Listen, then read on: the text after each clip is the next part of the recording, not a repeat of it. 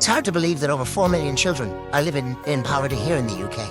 And obviously hunger is a massive part of that.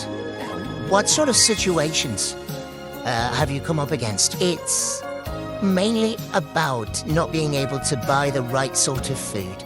So there is food on offer, and maybe they can have a little bit, but the health issues that are created for children for not being able to have a balanced diet and not being able to cook a meal, and then the skills of learning how to do that afterwards. So that kind of level of other ramifications from not being able to access nutritious foods is one thing.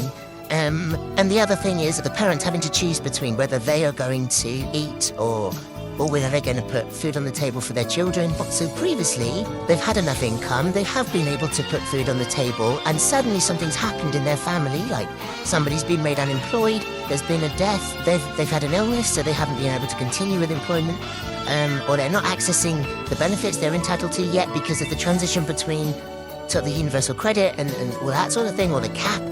And all of those things, that pride that you have in trying to provide for your family, and then all of a sudden you have to come to Welcare and you're asking for an emergency food bag, and in that bag there isn't the sort of variety of foods that touch upon sort of cultural differences and that sort of thing either. So it's a very humbling experience in a kind of unpleasant way.